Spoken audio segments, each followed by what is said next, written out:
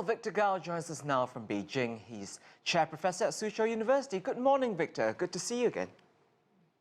Thank you very much for having me. Oh, you're very welcome. You're very welcome.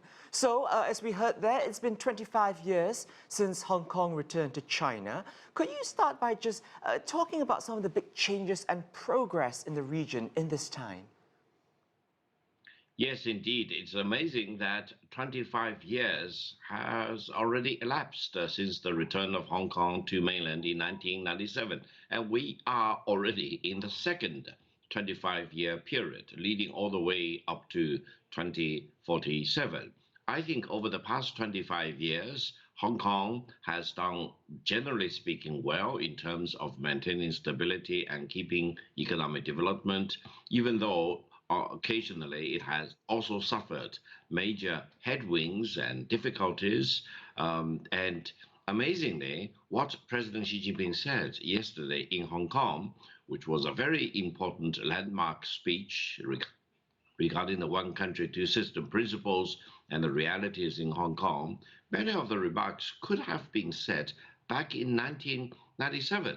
However, China, out of its respect for the one country, two system principle, when Hong Kong was returned in 1997, lots of the things in Hong Kong were kept as it is. It was not changed. China was not in a rush to change things. As a matter of fact, even as of today, almost all the street names, place names like McDonald Road, Pottinger Road, which were named after the British governors in Hong Kong, have been left unchanged.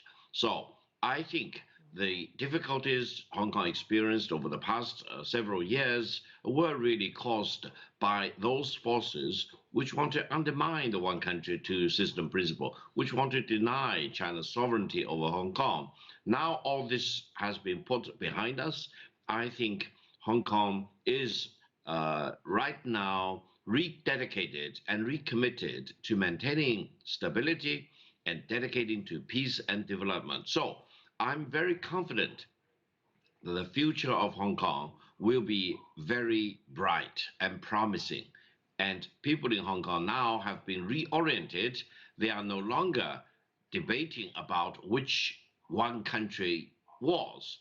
That country, definitely, without any doubt, is China. China's sovereignty over Hong Kong will be respected, and people in Hong Kong will recommit themselves to stability and growth. I'm glad you brought up President Xi's speech, Victor, because, in it, he praised, as you mentioned, the one country, two systems political framework, and even said, and I quote, there is no reason for such a good system to change.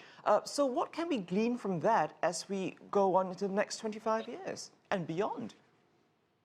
Absolutely. I think historically speaking, when Britain and China negotiated the return of Hong Kong to China, and the negotiations were done in 1983, 1984, the one country, two system principle was really a genius stroke. It was the highest demonstration of wisdom. It paved the way for the smooth return of Hong Kong to China in 1997. Now, during the first 25-year period, that principle was tested, mainly because of those opposition forces, hostile forces, which wanted to deny China's sovereignty over Hong Kong, you name it. Now, we are already in the 22nd 25-year period. I think by now, no one in Hong Kong should have any doubt that one country means China, specifically the People's Republic of China, and the two system means whatever that's prevalent in Hong Kong, that is the capitalist system, the common law system, you name it, together with all its special features, which need to be maintained for the benefit of the people in Hong Kong. And then China's mainland practice the socialism with Chinese characteristics, which are very different from the political system in Hong Kong. Therefore, there is great certainty and assurance that the one country, two systems, and whatever they mean for Hong Kong as well as for China's mainland, will be kept. for the coming 25 years, all the way up to 2047. Allow me to mention one personal hope.